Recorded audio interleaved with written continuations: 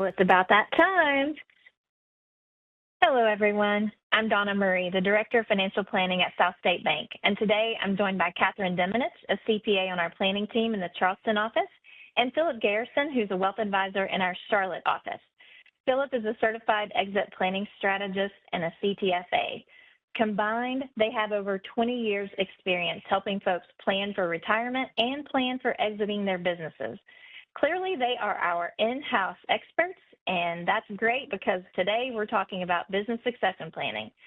Before we get started, I do want to mention that you're on mute, but we would love to have you participate in our conversation.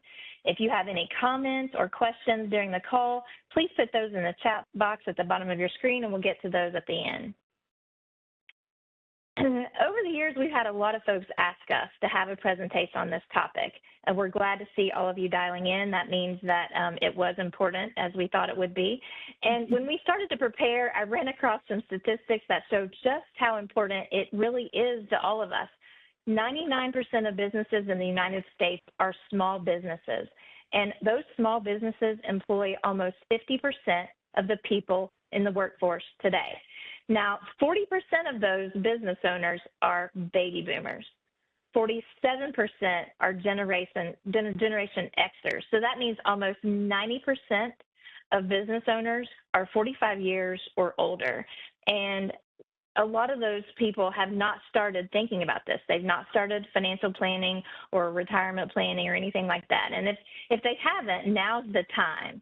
And so I'm going to kick off the conversation with you, Phillip. I want to talk about the unique challenges that business owners face when they begin financial planning. Yeah, that's a great question, a great place to start. So when it comes to financial planning, with business owners in particular, I would say that there's a lot of unique challenges, but probably the biggest challenge is when it comes down to the value of their business in of itself. Because, so much of what we do here at SouthState Wealth revolves around financial planning for our clients. And when it comes to most high net worth clients, they typically have assets that are fairly easy to value. They have investment accounts, they've got brokerage accounts, they've probably got an employer-sponsored retirement plan, they probably have real estate. And all of those assets are pretty easy to value when it comes to their financial plan. The problem is with business owners where typically, we know that 80% of their net worth is made up of the business, the value of the business. And if they don't have an accurate idea of what the business is worth, how do you project a correct financial plan for them or build that out? And what does that look like? Business owners are very different than your typical client. They've spent all their time and resources pouring their energy and a lot of times their money back into the business itself to grow it, especially, throughout the lifespan and the life cycle of a business. And they probably haven't set aside money specifically for retirement, because monetizing the business is going to be their retirement. But it makes the retirement planning very challenging, because how do you project cash flow in retirement if you don't have an accurate idea of what the business is worth? And certainly if you can't monetize that value, it makes it very challenging.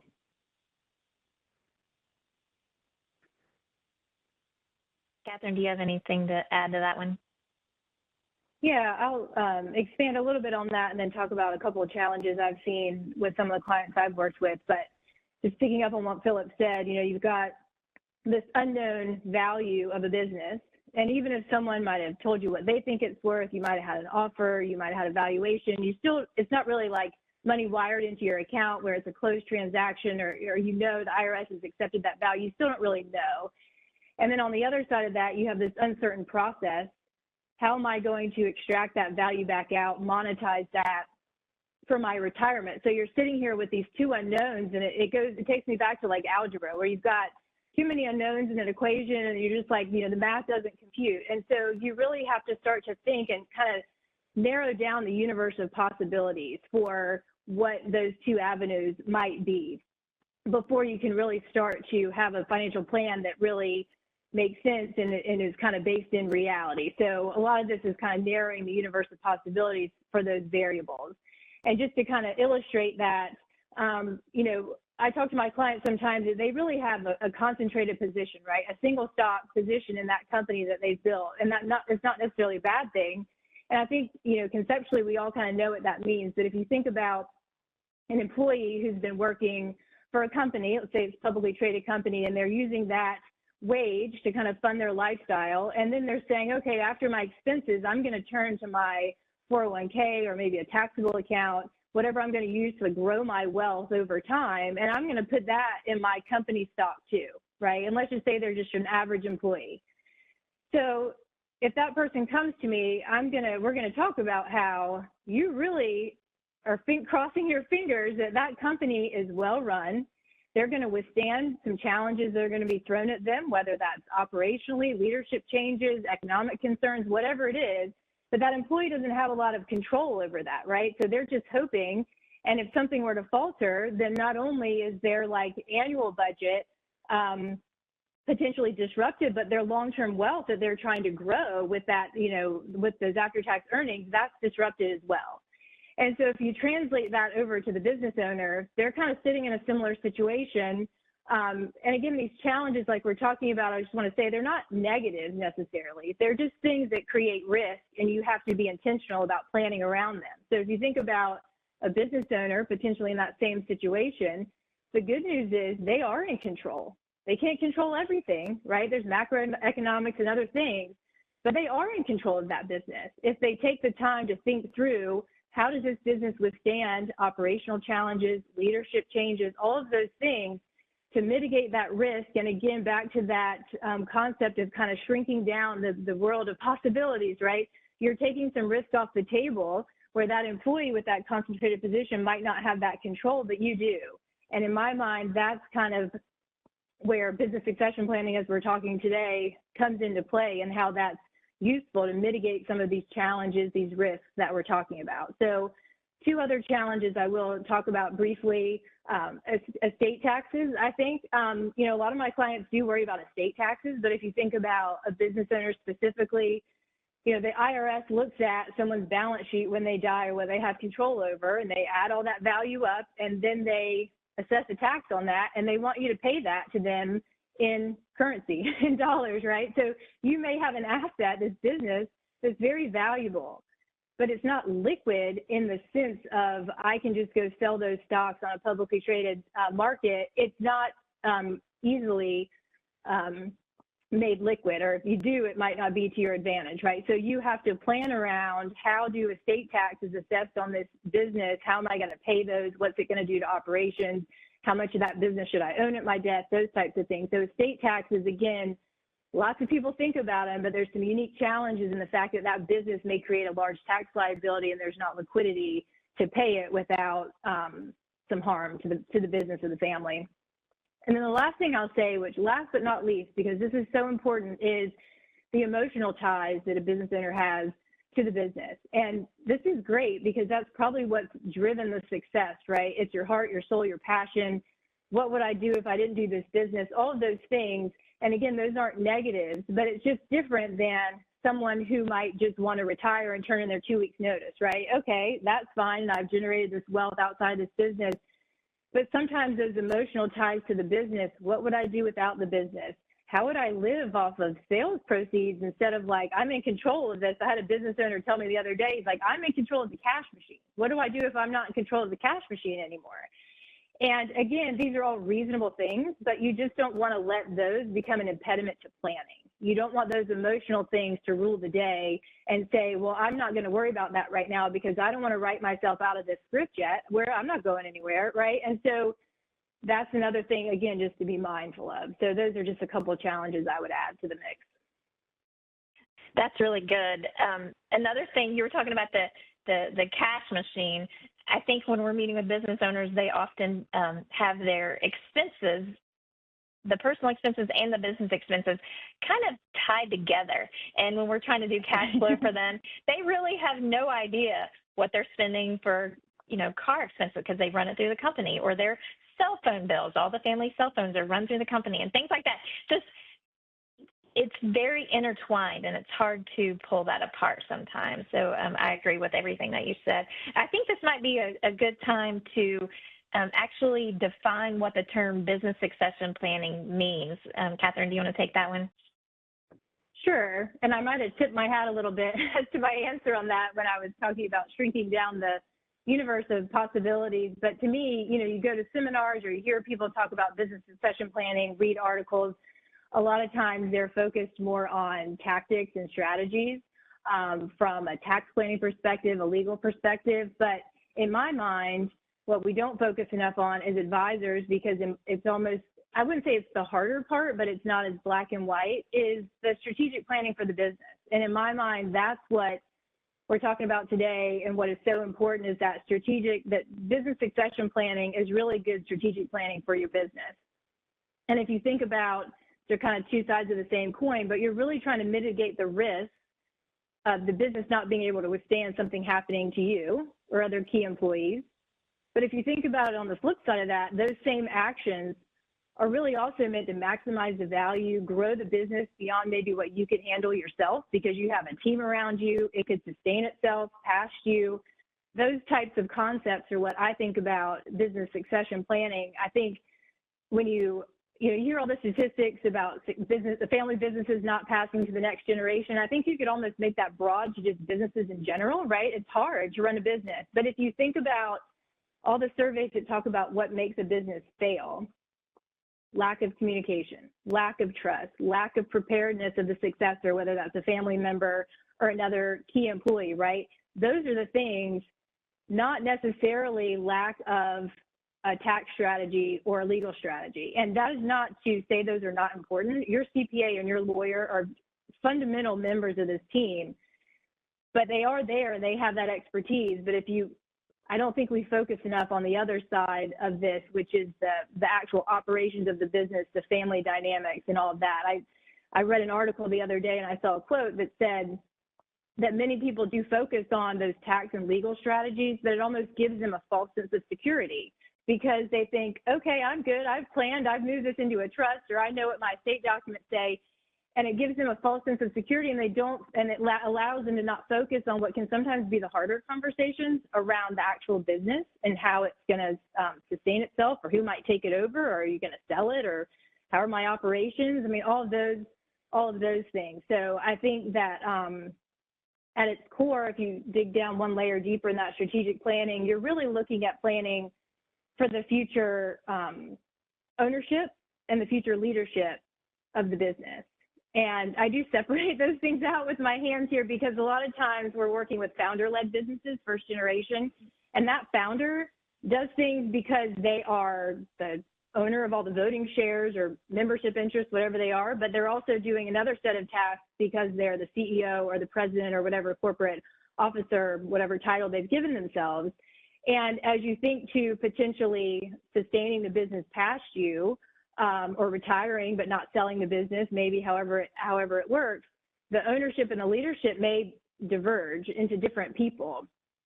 And a lot of times planning for that, what key people are going to come behind you, how formal are your operations, what are you doing because you're the boss versus the owner of the shares, all of those things. And that's where those conversations really start to dig down, and where a lot of success can be found when you're trying to mitigate the risks of planning on this business through retirement. That's how I would define it. That's so good. I didn't want to interrupt you, but I almost thought mic drop. Yeah. No, business succession planning equals good strategic business planning. I mean, I think that's a key point of everything that we're going to be talking about today, and something that we can remember. Phillip, do you have anything to add to that? Sure. I would just say, first of all, Kathryn made some really great points there. And I would say that my definition of business succession planning has really evolved over time. I used to think of it really just in terms of the transaction itself, the sale of the business or the transition of the business to the next generation.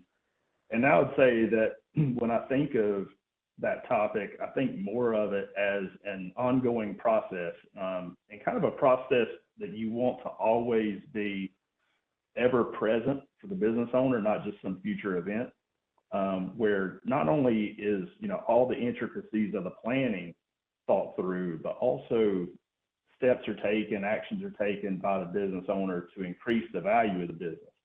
to de-risk the business, and really to become constantly prepared where they're always ready to exit on their own terms. So that's kind of how I tend to think of it now, and getting to that place where you're always ready to exit. I think that you have to become ready in three key ways. You want to be personally ready, you want to be ready from a financial perspective, and you want the business to be as attractive as it can be also. Okay, keep going with that a little bit. So how do you get personally ready? How do you get the business attractive? Sure. And, financial readiness is probably the easiest one to define. Financial planning, including estate planning, goes into that. Making sure that you've done all the work, all the preparation ahead of time to forecast the cash flow that you're going to need in retirement. That's an example of being, financially ready to exit the business. I read a stat where, that 70% of business owners regret having sold their business within a year of the transaction. And that's where I think personal readiness comes in. Personal readiness would include things like addressing how the sale or the transition of the business is going to affect family members, for example. There's probably some key family members who are tied in with the business as well. And I think that a very important factor along that personal readiness line is having a formal life after business plan. And I think that very few business owners have given that piece a lot of thought, much less come up with a formal plan to address it. I think a lot of business owners say, well, when I sell my business, I'm going to retire. And that's great, but what does retirement look like for you? And not having that well thought out plan for what your life looks like after you've stepped away from the business, I think brings on that sense of emptiness or the regret that so many business owners feel once they've left the business. So that personal readiness aspect can help mitigate that and get the business owner ready to transition to the next stage of their life. And then finally, business attractiveness, that's a tougher one. That's where we want the business owner to try to look at their business much like a disinterested third party or a potential buyer might look at the business. We want them to kind of take a step back, look from the outside in at their business, and try to determine, any deficiencies or red flags that could, either bring a lower sales price or to be deal killers altogether. And I think that discovering and fixing those potential issues sooner rather than later is very important. And the analogy that I would use is when it comes to, something that we can all probably relate to, and that's the sale of your house. Your neighbor sells his house, they get a good price for it, then a month later, your house sells and it brings a lot less than what you wanted.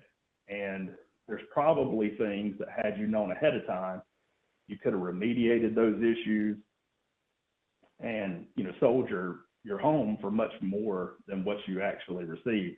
And that's especially true of your business.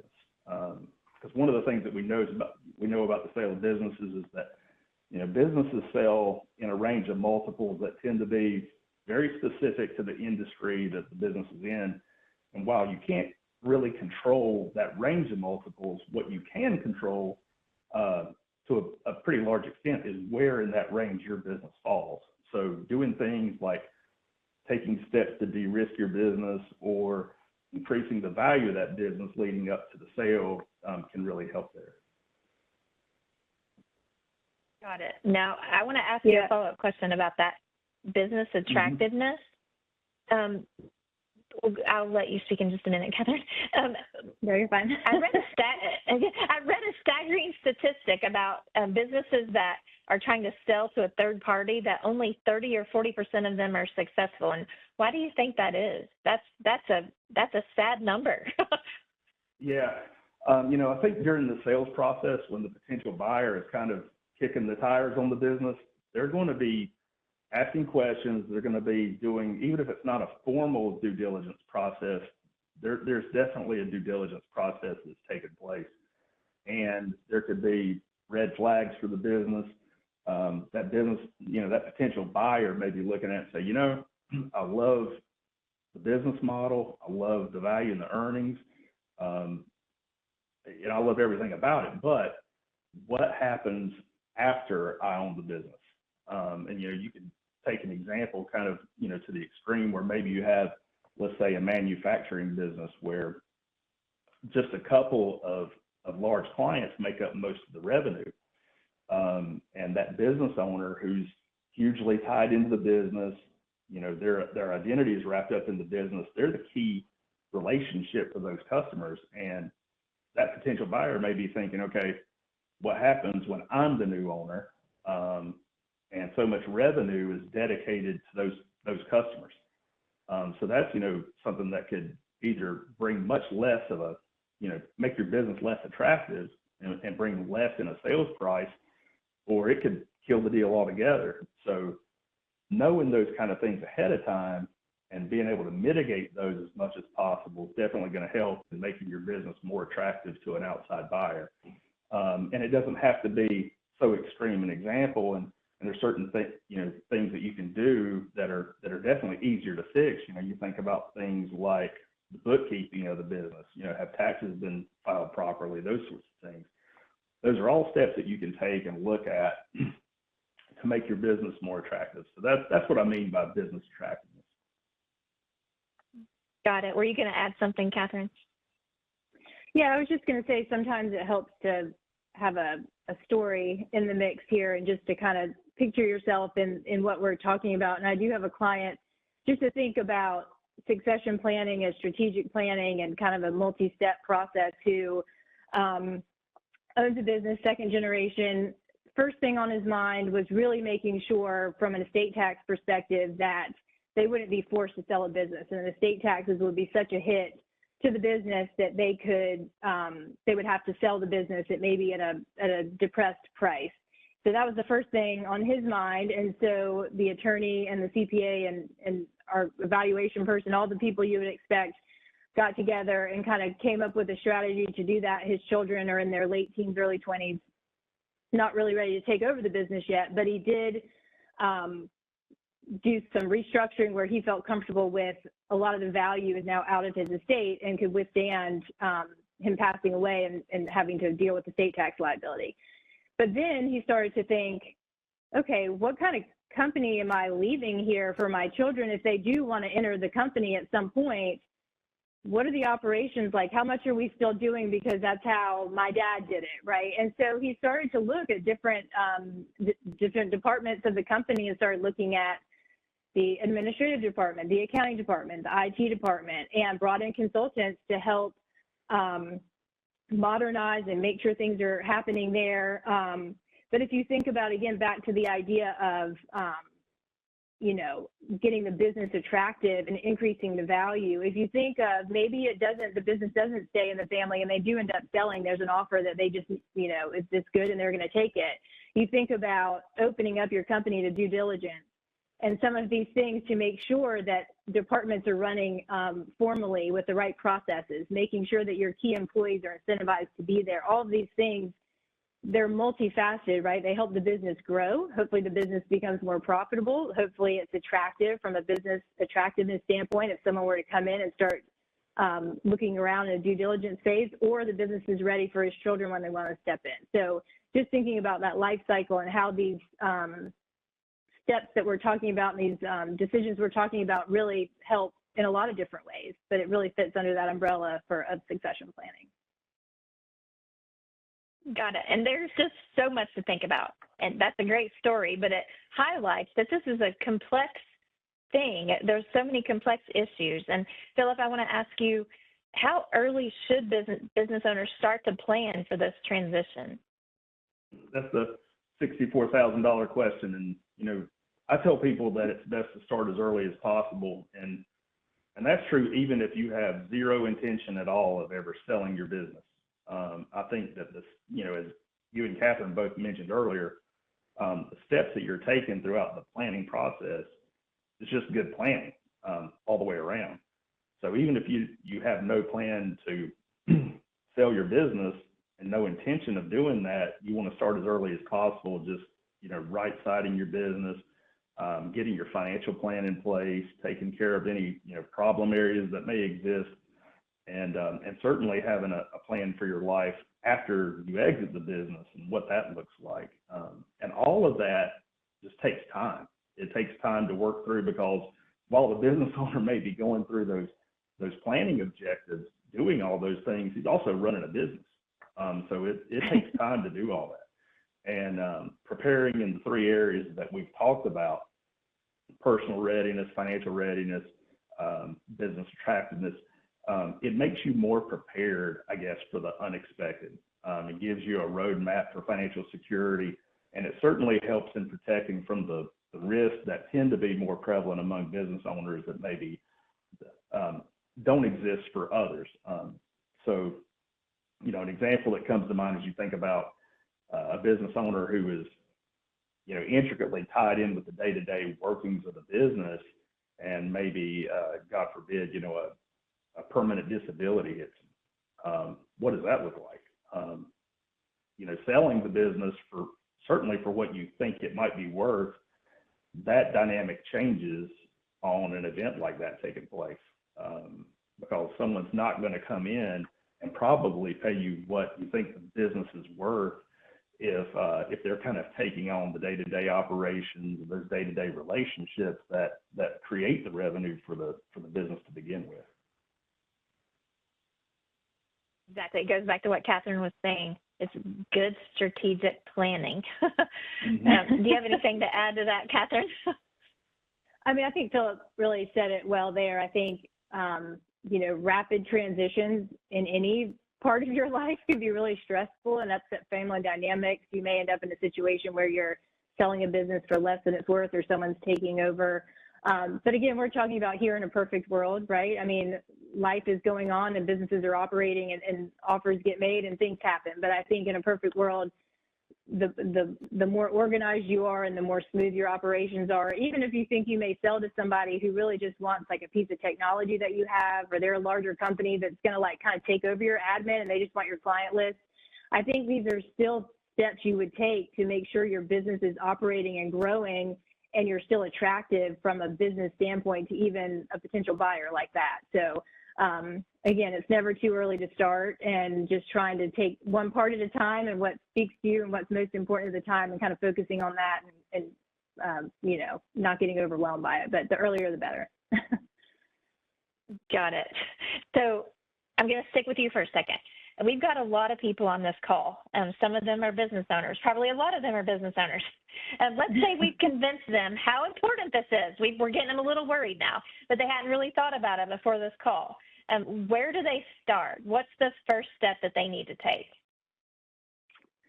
Yes, and I will say, I know that Phillip and I have been doing this for a long time, and we're trying to give everything we've ever learned about this in this little webinar, right? So hopefully it's not too overwhelming, but just trying to get people motivated to start. But I will say, if you really just take it down to a couple basic steps to start, I think that eventually having a team around you, but at least finding that first trusted advisor, whether that is a family member, someone in the business with you, someone, I know I have one business owner who really talks to someone in his business peer group in a different part of the country who's around his same age. They don't talk about numbers and values, but they talk about processes and family and what are you doing? What are you seeing? What are you doing with the board of directors? Are you starting a family foundation? All of these things. So I think that advisor role can take on a lot of different personalities, but you're a lawyer, you're a CPA, you're a commercial banker, you're a personal banker, whatever it is, but finding that person who has some experience in this, some knowledge in this, that can really be your trusted partner, because you're going to have questions, you're going to need to talk about personal things, potentially family dynamics. I mean, it runs the gamut of things. And I think keeping in mind, you don't have to reinvent the wheel. There's people around you that you can trust that can help guide you through this, but finding that person to talk to you about this, hold you accountable, and really start building out that team of advisors around you, I think is really important, so you don't feel so overwhelmed. I think the second part is back to what we talked about before. I think if you start to look at what would happen today if something were to happen to you, right? This isn't really your long-term succession plan, but your contingency plan, let's say. So a lot of business owners, especially if you have a partner in the business, will have powers of attorney. I'm going to list off some legal documents here, and if you don't have them, you might want to get them, and if you do, then you want to review them. So powers of attorney, buy-sell agreement, shareholder agreement, operating agreement, your estate planning documents, whatever you have that pertains to the type of structure you have and how many partners you have, whatever it is, what do those say right now? Is there, if something were to happen to you tomorrow and you just disappeared or you were disabled or you were incapacitated for 2 weeks, whatever, who has all of those documents give the rules sort of who can step in and act on your behalf, or who would have the right to buy your ownership out, who would become a new partner with you, what would happen to your estate, all those things, and not to make it too complicated, but really just focusing in on what do I have right now, who would take over, because that's really eye-opening. I've done that with a couple clients actually, and they're like, wow, that person would be really a poor choice to step in as my power of attorney, or wow, in my corporate documents, the person who would step in my shoes has no authority to allow a shareholder distribution or sign a loan with the bank. So if something were to happen to me and I'm mid-transaction, like that person has no authority to act on my behalf in these carved out transactions, right? These are things I've seen from people. So again, that's not your long-term plan, but it does start the wheels turning of like who would step in, who would take over, and then you start to think, oh, well, that I wouldn't put that person in charge, but I would put this person in charge. Those types of things. I think, again, just to get your mind going, those are kind of the places that I would start. That's really good. And it reminds me years ago, about 20 years ago, we were sitting in a round table. It was a prospect meeting, and we really wanted this client to come work with us. And we asked the husband that question.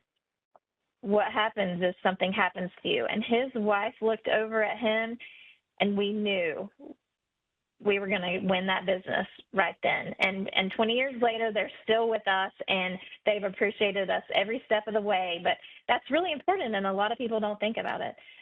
Phillip, do you have anything that you want to add? Sure. Go ahead. Sorry, no, I was just going to add really quickly. I think that, as we talk about some of these things, they do sound like common sense, right? Like, who would take over? Who has my power of attorney? But everyone's so busy. You're running a business, you're trying to figure out, employment issues, new technology, the customer, the competition coming in down the street, whatever it is, your family dynamic, your children having a problem, whatever it is. And so some of these things, it really does take someone just to ask the question, just to bring it to your attention, to refocus you on it. And it really does make a difference. To your point, I've been in meetings similar where you ask a question that in my mind, we think about all the time, but in the busyness of life, just doesn't get asked. Anyway, just wanted to add that. Exactly. Phillip, do you have anything that you want to add? Yeah, I mean, Kathryn covered, two really good components there. The issue of having a contingency plan in place and surrounding yourself with a good team. And, the only things that I would add to it is, obviously the contingency plan is not ideally how you're going to leave the business. It's, I tell people it's more the parachute that you hope you've packed in case the plane goes down. You want those things in place. We've come across times where maybe there's a written buy-sell agreement in place, but sometimes it isn't funded. There's no funding mechanism should the buy-sell agreement be triggered, or maybe the plan hasn't been updated in years. That's another thing that we tend to find. But it's even more, I think it's more problematic the more owners you have in a business. If it's a single owner business, that's one thing. But if you have multiple owners or partners, the contingencies are really important because, we talk about the 3 Ds, disability, divorce, death. And the odds of one of those 3 things happening, at least to one of the owners of the business, is pretty likely. So do you have a plan in place that addresses that? That's really important. Again, surrounding yourself with a competent team that kind of shares your vision is very important. And I would tell people to be very skeptical of any advisor that says, I can do it all here. I can be your one person to handle all this. There's just so many areas of expertise that go into developing and carrying out a good business succession plan that you really need a team around you.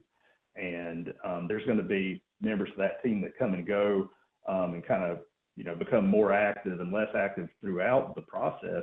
But you need that right team around you for all the critical components to kind of gel together and work.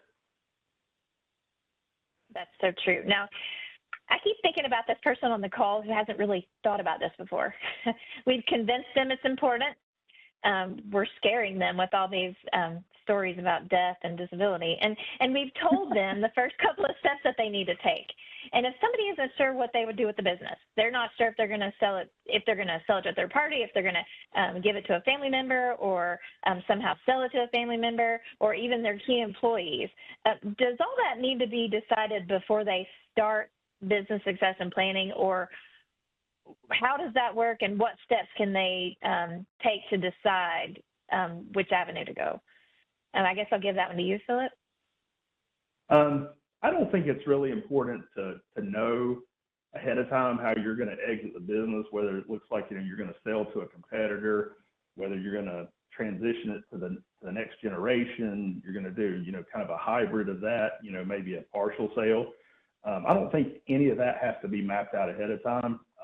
More than likely, as you go through the planning process with all this, and as you become more personally ready, financially ready, you've fixed deficiencies where there's probably risk areas in the business. I think what will most likely happen is you'll see the right way to transition the business kind of become apparent, if that makes sense.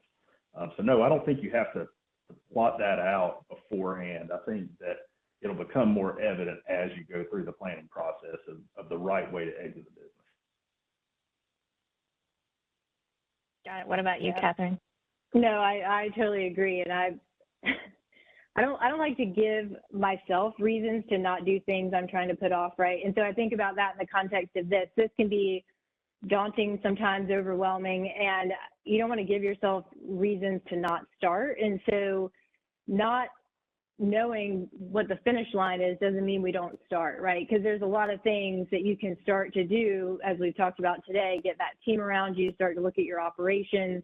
And a lot of times that'll say, well, man, there's really no one here that can take this over. I think I should sell it. Or, wow, I think if I really put my mentor hat on instead of owner, I can really train these people and this business can sustain itself and create a legacy beyond me. I think you will find that. And then steps will start to change once you figure out kind of that path, right? If you're going to leave it to your family, there's some other things that start to come up with family governance and maybe a board of directors, whatever it might be. But I think to get started, building that team, looking at your contingencies, looking at your operations, to Phillip's point with the business readiness, certainly looking at your own personal financial plan, all of that can happen. And before you know what you might do with the business, even if you might start with something that you think, and then you might change your mind. So certainly don't want to wait until you have a decision to get started.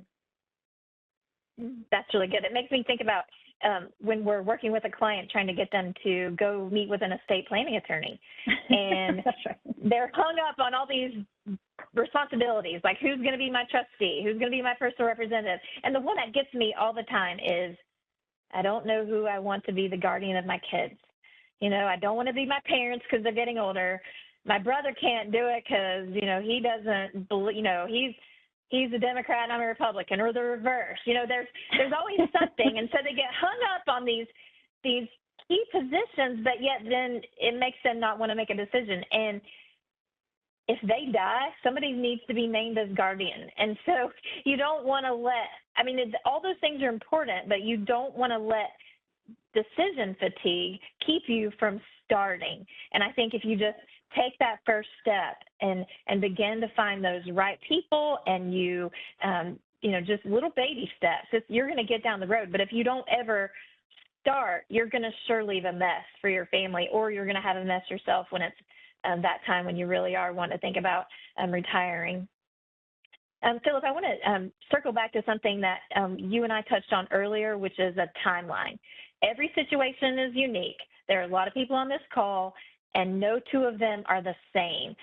Is there any general time frame of how much time you need in order to really get all the pieces in place in order to exit the business and retire? Well, it's funny. Like you said, every situation is unique. Every person on this call has their own unique situation. But I would say that the time to start's now. All the things that we've talked about, certainly a lot of the more complex things that Kathryn has talked about, it takes time to address all of those things. And there probably are some people who, could sell their business, within a year. But I would say that there's a lot of work that has to be done. There's a lot of steps that you're taking as far as like de-risking the business, getting all your financial planning, estate planning, tax planning done in that time. And it's just, it's going to be, if you were to say, I want to sell my business in 2 years, you may be able to do that, but it's going to be a very, very busy 2 years in addition to you running the business. So, I would say that a realistic timeline might be more like 3 years, but it's going to be a very busy time period, and you want to give yourself enough runway to be able to see it through to a successful finish and exit on, the way you want to. What do you think, Kathryn? I agree. I don't really have much to add to that, because if you think about getting yourself ready, getting the business ready, and then this is one part of the business succession planning that we don't necessarily do with our clients at SouthState, but then you think about the actual process of, if you do want to sell it, finding a buyer, a business broker, whatever, however that side is going to do, and all the due diligence and all that, that's just going to add time on that depending on how clean the operations are. So that is one part that we don't personally do with our clients. And so, we're not talking about that much today, but then you also have to consider that part of it. If you are going to sell the business, the actual part of finding the right buyer and the right price and the right structure and getting through the due diligence and all of that, separate of being ready to do it, actually completing it. So just throwing that out there. That's great. Okay, I feel like I'm jumping around a little bit, but Phillip, I thought of something I wanted to ask you. You mentioned earlier about having the team around you, and we've talked about all kinds of different topics like business operations, your personal cash flow and planning, insurance, and all those legal documents that Kathryn just rattled off, and tax planning. And I know that not one person can do it all. So can you tell us who should we have on our team when we're starting to think about this? Sure. It's the process touches on so many areas of expertise throughout the succession planning process, and you're going to have kind of team members come and go. So throughout the cycle, it's kind of like, a football game where you've got the offense, the defense, special teams coming on and off the field. It's going to be much the same way with a planning process around your business succession plan. So I think, probably your initial team is going to look like you're going to have a close family member. There may be a key employee who's part of that team. Certainly if a key employee is going to be integral in carrying that business on, and maybe even a potential buyer of the business, you're going to want your CPA, attorney, your commercial banker, private banker, whoever, kind of fills out that role for you. And you're going to see team members kind of come and go, and there'll probably be specialists brought in throughout that planning cycle as well. So there's definitely be a rotation of team members that bring various areas of expertise to bear with all the various aspects of planning that go into it. I knew you'd have to throw a sports analogy in there somewhere. I guess that key person would be is that the quarterback or the coach? I'm not sure. Yes, sir. Go with that, quarterback. Okay. I know I'm designing my SouthState jersey right now as we speak. I'm just trying to decide what position I would play, but I like that. Running in and out of the boardroom. I like that. Exactly. Yeah. Kathryn, do you have anything to add to what he said?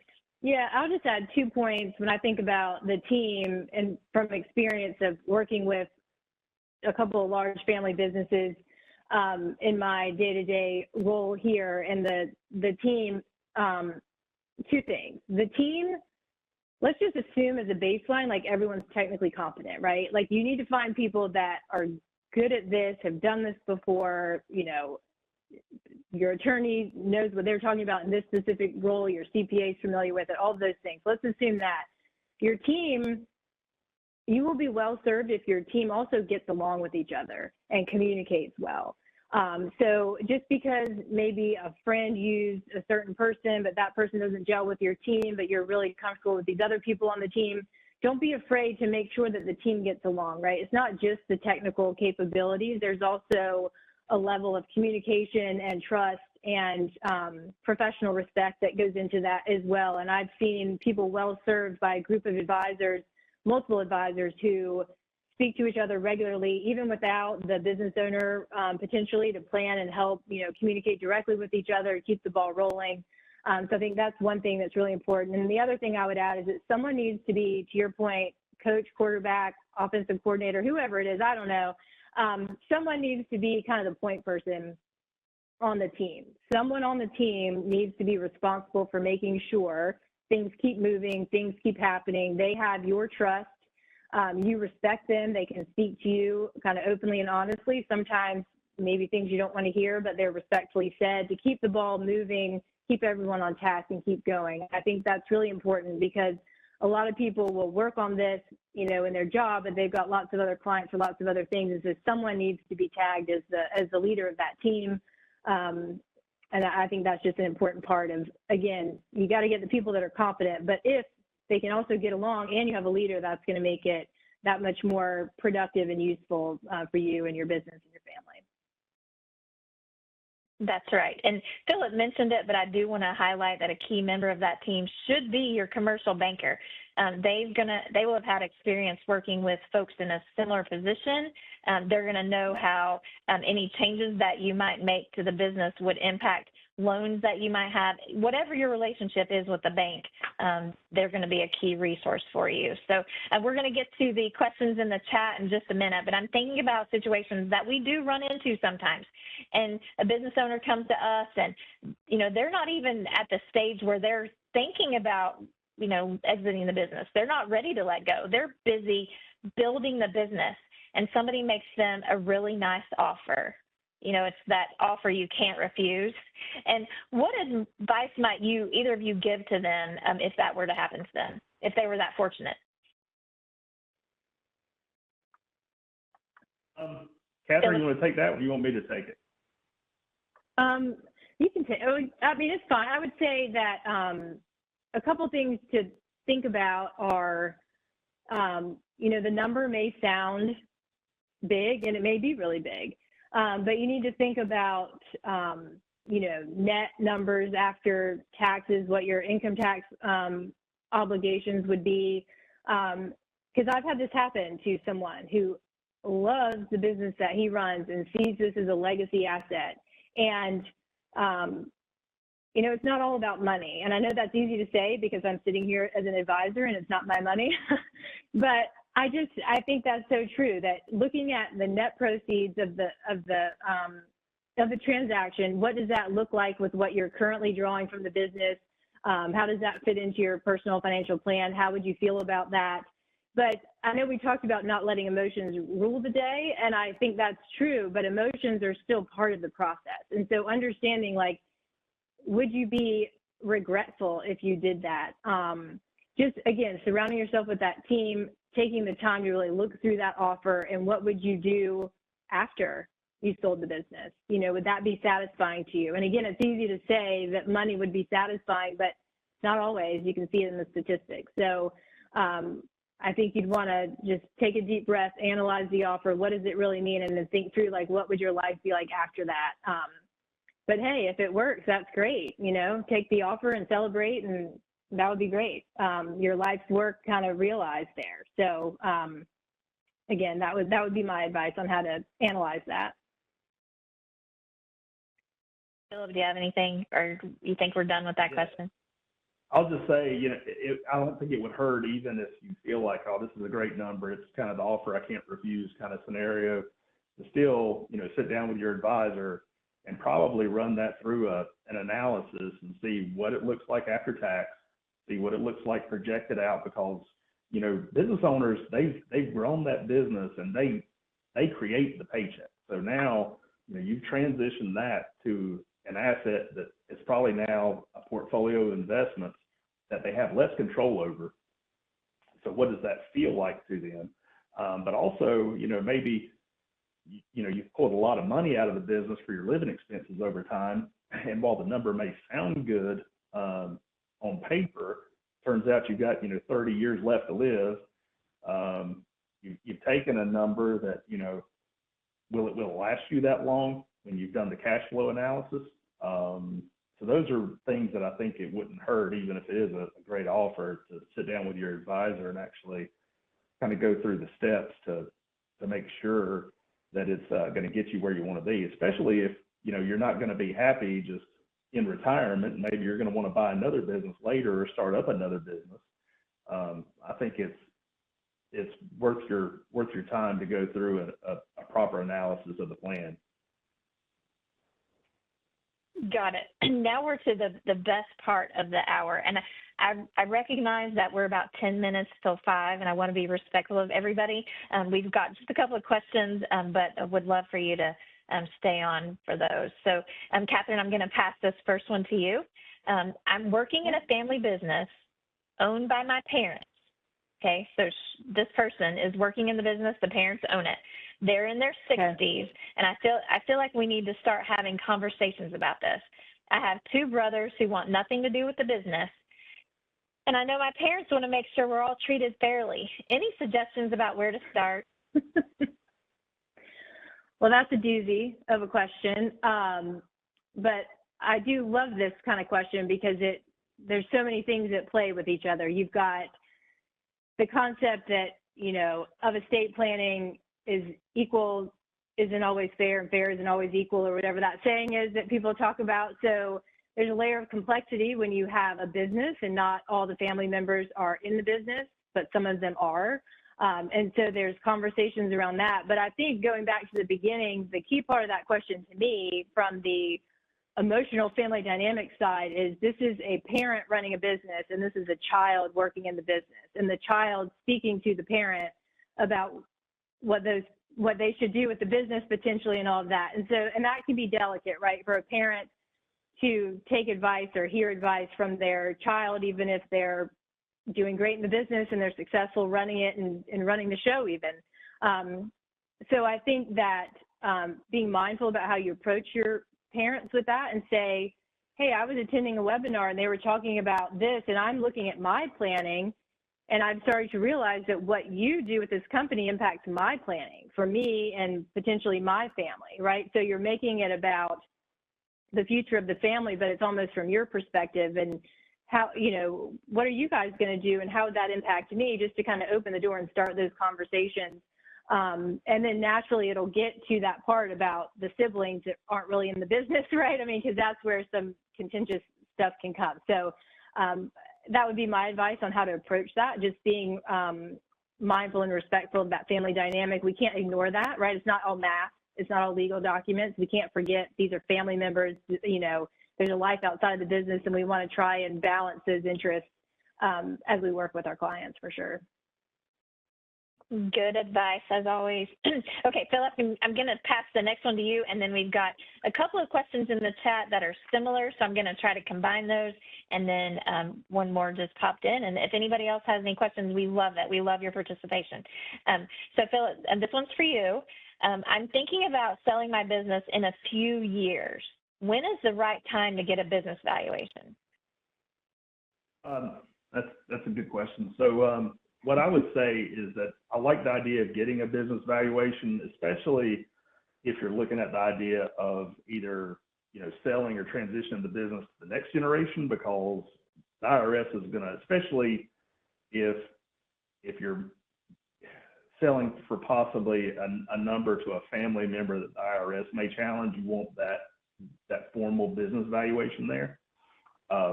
But what I would say is that a business valuation is time consuming and it costs a lot of money. They're not inexpensive.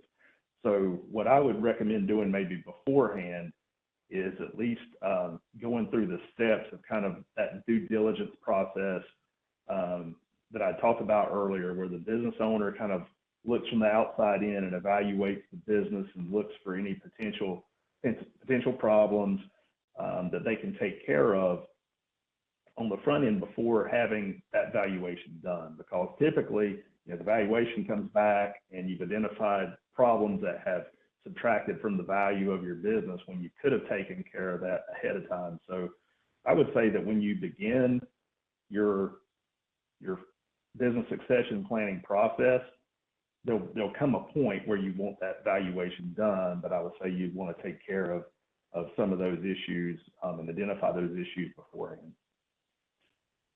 Got it.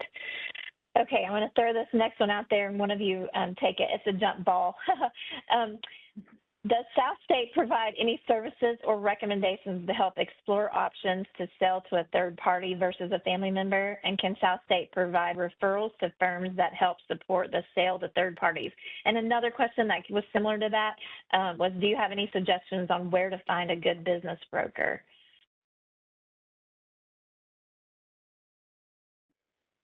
I was going to say, I don't right now, to be honest with you. I think that's something that as we're starting these conversations and this is becoming something that's more and more in front of us with our business owner clients, that's something that we are trying to figure out in terms of not internally providing that resource, but providing, and Phillip, you may know some names, but some external names of people that we would feel comfortable with clients, interviewing or making their own choice, which direction they go, but having some names to recommend. But right now, I personally don't. But kind of the same way as Kathryn's answer, but I think the main thing is to help that client kind of begin the planning process and start to build out a team around them. And a lot of times, especially if you're a business owner whose CPA is, kind of intimately involved in the business, knows the business, a lot of times they're going to have someone that they've probably worked with in the past, as far as a business broker goes, that sort of thing. You just want to be careful, I think, and kind of not really advertise what you're doing, because word gets out, that sort of thing. You want to make sure that whoever you talk with is kind of holding in confidence what your plans are. So yeah, I would say that you want to talk with someone that's going to hold your information in confidence, like your banker, your CPA, your attorney, before you go down and really explore various experts to talk with. That's been my experience too. Normally when we get a business valuation, then the next step is that firm is connecting us to the people that we need to talk to about selling to a third party. So either one of you can take this one as well. Can you speak to potential upcoming changes around legal and the tax landscape with regard to estate planning? That's a hot topic. That's something that just changed this month, but he's specifically referring to the sunsetting of the lifetime estate tax exemption. Yeah, so we've been kind of in this nebulous area for the last few years where, we've got these great lifetime exclusions that, I never would have thought that I've seen exclusions for estate and gift tax that are as high as what we have now. And done a lot of planning over the last several years with anticipation of the sunsetting of the current tax code where this is concerned. So, really we're looking at December 31st, 2025 of when, some of these large exemptions really go away. And, will anything get done in the next year to either, maintain the 2017 Taxpayer Relief Act? I don't know. But what we do know is that if nothing happens, you're going to have a sunsetting of those. And I would imagine also that you're going to have a lot of attorneys who are very busy drafting documents like irrevocable trust and that sort of thing in the next year. And there's only so many attorneys who really work in this area. So there's going to be a lot of high demand for those attorneys, just kind of based on what we do know, and that's the sunsetting provision at the end of the year next year. I do feel like I would some of the pressures off a little bit. Yeah, what do you want to add to that, Kathryn? No, I was just going to say the same thing that, again, to Philip's point, we really don't know. And I'm not going to sit here and pretend that I have some connection to Washington, that I have secret information that no one else knows. But I will say that at 2 conferences recently, they have shared, even before the election, that there were bills kind of being pushed around in Congress that would extend the exemption amount at current amount. We know that, and President or Donald Trump's soon-to-be president, whatever you want to call him, his proposals are to make that permanent. I've seen some articles where people are actually publishing articles on this, saying now that it may be extended, which they're kind of going out on a limb there and putting that in print, that it will be extended at its current level. So we really don't know. I think with the election and the results, it's more likely that it will be extended. But I will just say, and I've said this to my clients the whole time, if you are a high net worth client with an estate, including your business value, well in excess of that exemption amount, the fundamentals of why you would gift are still the same fundamentals of why you would gift. Getting appreciation out, helping the succession of your business, meeting these other goals. If that was the reason why you would finally take some action, I think that's fine. But if you're well above that, like, you should still be considering those transactions. The harder part is when you are in that kind of middle range of like, wow, if I really gave all that away, that might be really detrimental to my business, my cash flow, my lifestyle. And that's a little bit trickier. But to Philip's point, one thing I've talked to clients is run the analysis, right? I think I said something about like rapid decisions are stressful earlier, and that's what I think about with this. So I think about run the analysis. What would I give? What would it look like? Maybe even have a trust drafted that might receive those assets, and then wait a little closer until you know what's going to happen. But you're not making a rash decision. The attorneys aren't slapping something together and there's Scrivener's errors and it's not right and you have regret down the line one way or the other. So that would be my advice. If you are well and it's over that exemption amount, the fundamentals of gifting of why you would gift are still there. They've always been there. And if that prods you to action, then that's great. And if you're in that middle zone, maybe go ahead and do the analysis and see what you would do, and then maybe wait a little closer to pull the trigger on making an actual gift or structuring it in a way that you would not have remorse. And I will just quickly add one other current event that we didn't talk about, and I know we're running after a little over, so I'll be quick. But they did ask about legal changes. Just real quick about buy-sell agreements and company-funded life insurance. There was a Supreme Court case that came out, was decided in June. Like every case out there, does it apply to your specific situation? Maybe, it depends, right? There's always specific facts. But I do think that if you have a buy-sell agreement, which is between, you know, 2 owners of a business, or maybe the business and the owners, and says, if something happens to me, you buy it back. And sometimes that's funded with life insurance that's owned in the company. There was a valuation decision on that, saying that increased the value of the business for those life insurance proceeds received. Again, a set of facts specific to those people, right? You can't extrapolate out. But I do think if you are talking to your attorney and building out your team, if you have company-funded life insurance and a buy-sell agreement, probably worth a fresh look. Again, there may be no changes to it, but I just wanted to mention that in light of that question. Thank you. That's good. Very good. There's one last question, and I'm going to tie it into my closing remarks, I think. I do want to summarize our key points that we should all take away, because we have talked about a lot.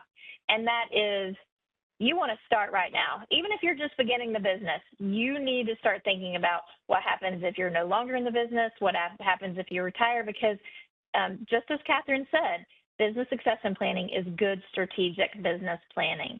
So just keep that in mind, and everything that you do, every decision that you make, you need to look at it from a business succession or business transition standpoint. And then always be preparing. You can't just start it or do it once and then think you're done. You always need to be thinking about the key people in your business, the insurance that you have on other people and on yourself, and legal documents and all of those things. And along those lines, you need a financial plan. And that's really important, no matter at what point you are in your career or in your business. So finally, your trusted advisor is someone that's going to be able to help you along this journey. That was a great point, that you need a trusted advisor. And your banking partner at SouthState should be one of those people. If you have any questions about today's call, please reach out to your banking partner. I mentioned earlier, but they've got lots of experience helping people just like you navigate these issues, and they're going to be able to guide you and put you in touch with the right resources, including what the next steps might be, what documents you might need if you were wanting to engage with us in a financial plan or a business succession plan. And before we wrap up, I do want to let you know that this call has been recorded, and it's going to be available on the SouthState website. We would love for you to watch it again. We're going to put it on YouTube. We would love for you to share it with all your friends, because we do think that it's good advice. And on our website, we also have some short videos about more specific areas of very specific details around succession planning that you might find valuable. So please check those out. We'll send you a follow-up email with a link to that portion of our website, so you'll be able to find it. With that, I think we're done for the evening. Phillip and Kathryn, I can't thank you enough. I know I've learned every day that we've talked about this. I've learned from you. I've learned more from you today, and I know the folks on the call have as well. And thanks to all of you for joining you, and especially all of you who've waited till the very end.